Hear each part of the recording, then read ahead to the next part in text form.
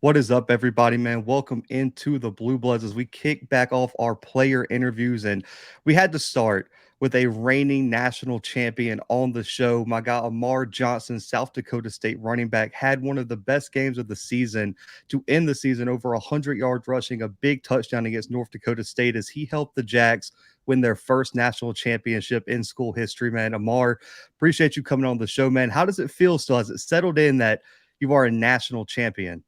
I think it kind of settled in when we got back, and then it was just like right back to next season. So we cherished the moment for maybe a couple of days, about 4 days, and then we got right back into workouts and stuff like that. Already preparing for the next national championship because we going back to back. So, yeah. I like it. And, we're going to get into that because I got a lot of questions about how I think it's very rare for a national title team to, I think you guys are returning 18 starters, which is unfair, but we'll get into that. But first, what separated this team? Like, when did you guys know that this team was going to be as special as it ended up becoming? We kind of knew when we had a lot of like people that could relate to each other. Like during the off season, we would have these little groups where we would go in and we would talk about just personal things, like getting to know the everybody on the team and stuff like that. It wasn't broken up by position groups, so it was a whole bunch of people in the group. It linebackers, wide receivers, running backs. It could be a lineman.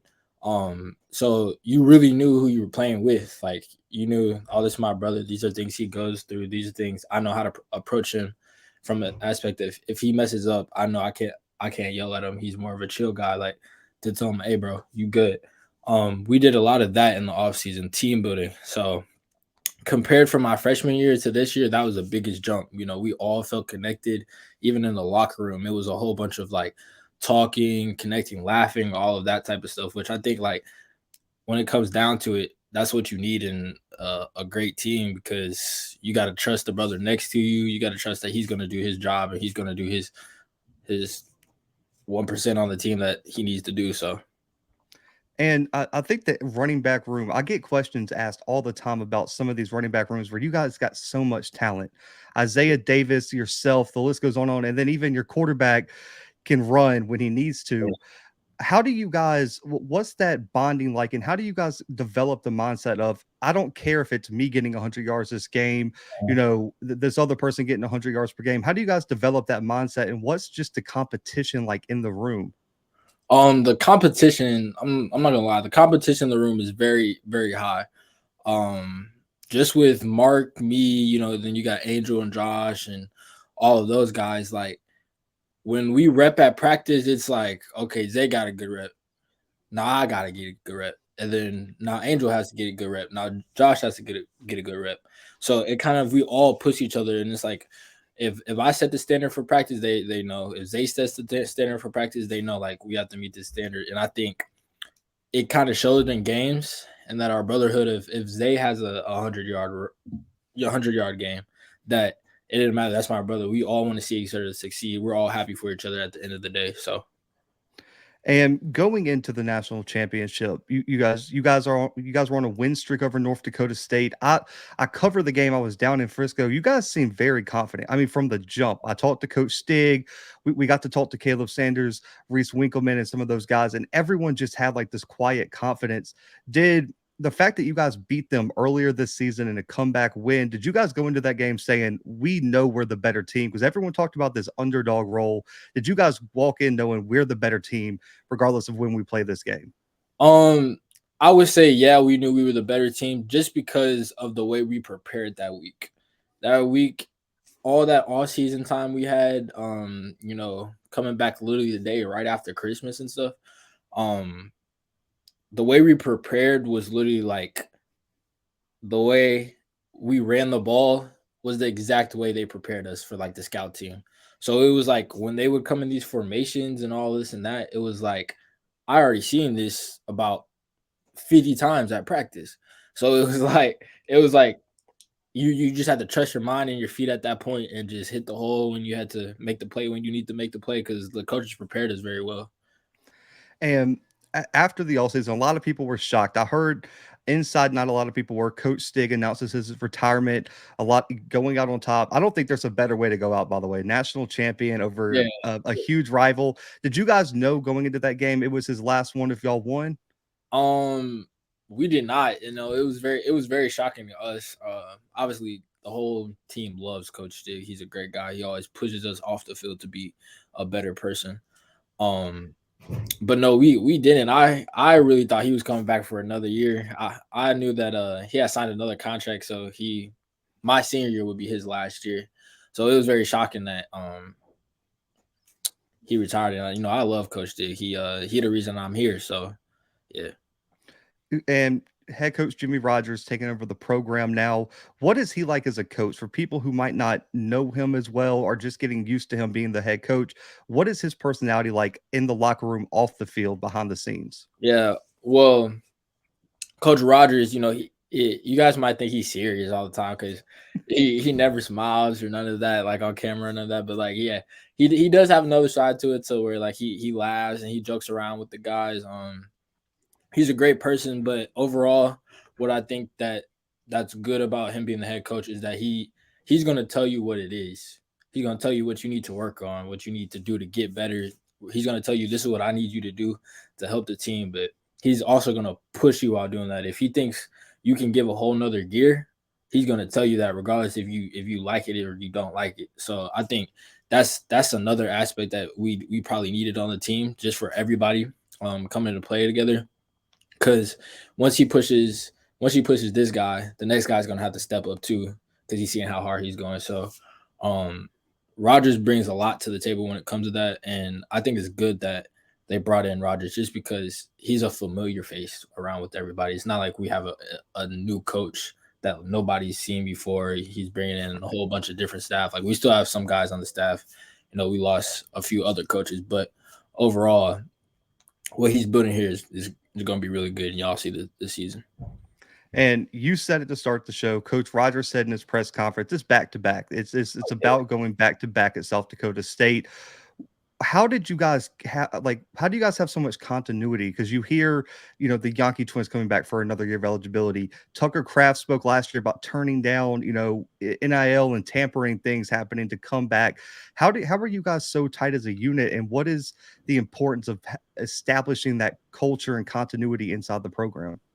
I think a lot of places which you'll get here at South Dakota State is you're not going to get at a lot of other these FCS institutions. I think the fan base, the facilities, and everybody when they come together, it's electric. Like it's something you just can't pass up. So I think when you have that chance of I can come back another year and it's a whole bunch of other guys coming back and we can literally repeat it. Like I said earlier, we already have the chemistry. So we're just building and stacking on top of that and pushing each other. So I think that's why we can be a little bit more confident. Like, yes, like this is the standard now. Like we have to go back to back, and we're going to prove that. So. Listen, I'm not doubting you guys. I don't think anyone is. I think Sam Herder was the one that tweeted out the roster, and everyone was like, "Oh, I'm terrified now." Even the North Dakota State fans were like, "Can we get some people leaving? Because this is completely unfair over here." But looking at your game, Amar, I want to look specifically at your game. How has your game developed from freshman season going into now your junior year at South Dakota State? What's improved? Have you changed your play style at all? Just how have you developed as an overall player on the field? I would say for my freshman year, it was more about being comfortable. Zay went down, so I was behind Pierre, and he got drafted. So being behind somebody that is going to NFL is one that did something that you want to do, which is go to NFL. And seeing what it takes to get there was really good for me because now I see ethic needs to be. And I just think overall, I became more comfortable. During the season, the second game, not a lot of people know, but UC Davis, I had a low ankle sprain. So the entire season, I was just fighting through that. And where I got healthy was the NDSU game. The first time we played them, that's when I got really healthy. So I would think me just being comfortable, me learning the playbook to the back of my head now, knowing this is where I need to hit holes. This is where my tempo needs to be.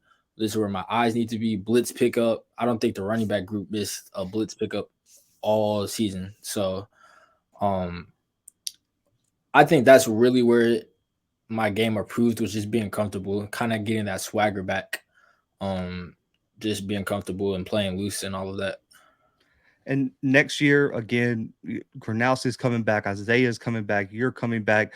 But you personally, we know what the team goal is back to back. What are Mhm. your personal goals? Do you have any statistics, awards, anything that you personally want to achieve on the field next season?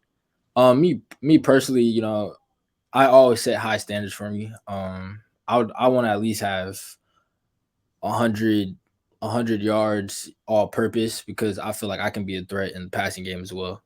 Kind of like a Debo Samuel type. Uh, and then just being an All American. I even had that as my goal for this year, and then 1,000 yard season this year. I didn't accomplish that, but I got pretty close to it, so I know I can get there.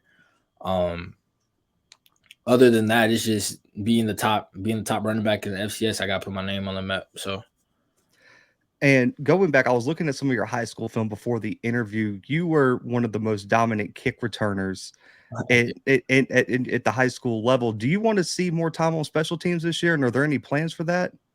yeah, I've already talked to the coaches and stuff like that. They definitely want to put me back there. I think I could be a threat. Rarely do, even my freshman year when I was back there, rarely did they kick it to me. Um, so if I get the chance to return it, I'm returning it every chance. So yeah, you'll definitely be seeing me on kick return. So I love it. And every player has this. I always love asking players about this because I've gotten some crazy stories. But what was your welcome to college moment on the field where you were just like, okay, this is different now than high school? oh, okay.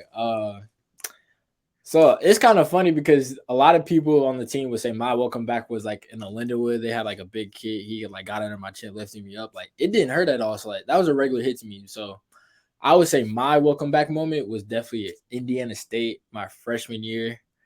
Um, Pierre had came out for a play, get a breather, and they had given me like a 26 power. And I wasn't used to safeties coming down the field that fast. So like after I made the first guy miss, he just came and just like, ugh. I got up, I was like, I can't breathe, like hands was tingling. And then I came on the sideline. I was like, I need one play. I came back off, and that I think that was my welcome back. Just learning how like how faster the safeties are, corners, how the linebackers feel. And I was just like, yeah, that's something new, because usually in high school, that safety still backpedaling while I'm hitting the ball. So that Yeah. was my welcome back. Hey, the MVFC is no joke, especially Yeah. defensively. They got some ballers in that conference. But myself and Coach Fred down at Alcorn State do film breakdowns. We just last week broke down the national championship game, and your first touchdown where you just pulled away from the safety. I mean, I think it was Dawson. I mean, just outran him side by side. And Coach was like, "Man, that breakaway speed's different." So I got to ask you, in the open field, what's the number one mistake a defensive back can make one on one against you? In the open field, really, if you let me square you up in open field, just because once I square you up, I got left, I got the right side, like I got a whole bunch of room to work with. Then also I tell a lot of DBs on our team, like, look, like stop trying to dive at us. Like that's the easiest stiff form I could possibly ever make, even in open field tackling too. Just leaving your feet. So I think letting me square you up, and then especially if you take a bad angle, I'll probably eat you up.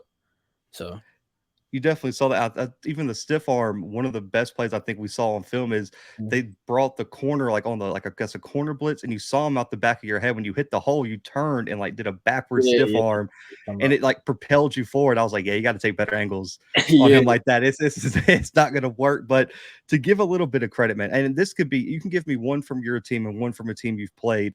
Who are some of the best defensive players you've ever had to face where they gave you some headaches throughout the game? Defensive players, headaches. Let me think. I'll go on our team too. I'll first go probably Adam Bach, and then Isaiah Starbird, just because Adam he's really smart. So And I'll throw Jason Freeman there. Those two guys are really smart. So a lot of the time, the teams might overrun, and I'll get the cutback lane, and I'll just take the cutback lane. Those guys, they kind of just flow with me. So practicing that kind of makes it easier in games when the linebackers just run out the way. Stallbird, he's just super fast. So I'll get in the open, then it's just he's there. So it's just like I'm trying to think.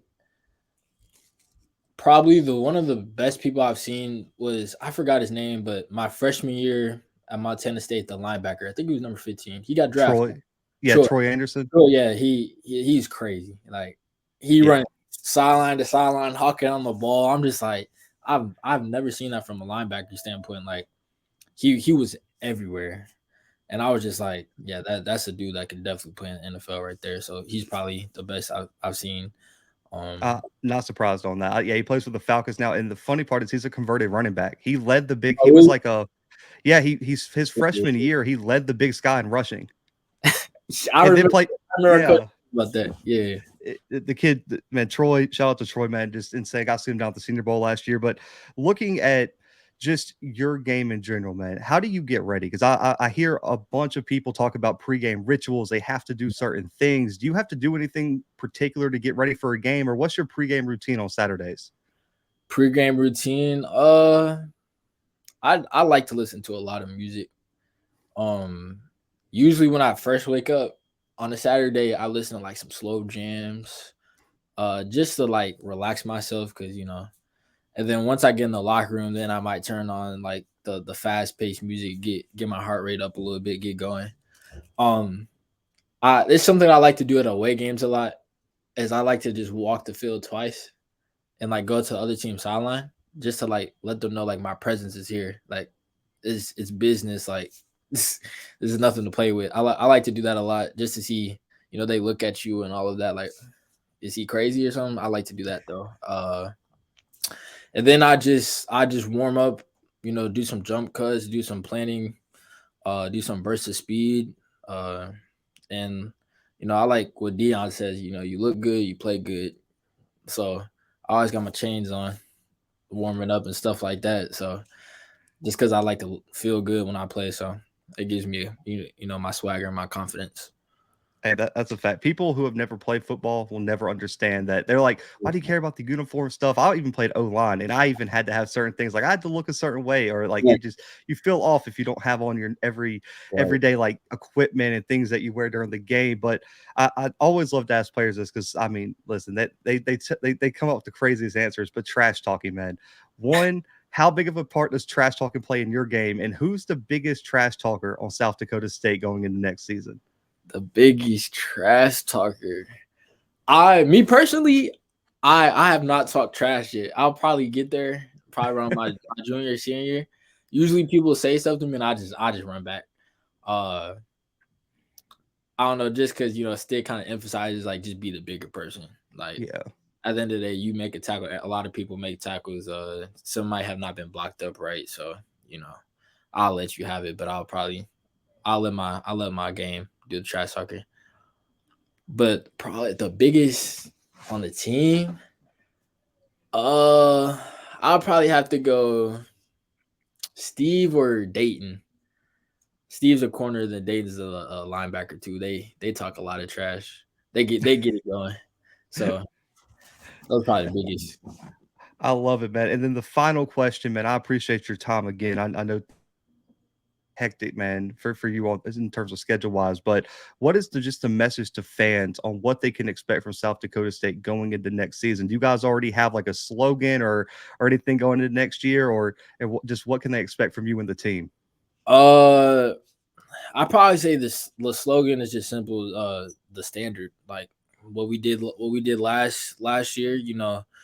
That year's over now. We got to look forward into 2023, because at the end of the day, just because we won it last year, nobody cares about that. It's a whole new football season. So, just setting the standard. Just believe in Coach Rogers. He's gonna get the job done for us, and just expect a lot of downhill physical football. And I think Jack's Nation loves when we play some downhill physical football. Just hey, just run the ball, man. That's all I gotta say. So yeah. I love it, and you are not lying. I don't think people really understand that the love that your guys' fan base and some of those MVSG fan bases have for the running back. All the other Southern conferences and out west are like quarterback, wide receivers. Yeah, Yeah, yeah. you guys are like, we're gonna run for 300 and we're gonna control the ball for 40 minutes of the game, and you're not gonna be able to stop it. As an offensive lineman, I appreciate it. I really do, man. But I appreciate you come on the show, man. This is all about player promotion and getting you guys the publicity you deserve, especially on the FCS level. So where can people follow you on social media? Anything you want to plug, anything you want to promote, man? This is your time to tell everyone where to find you and what you want to tell them.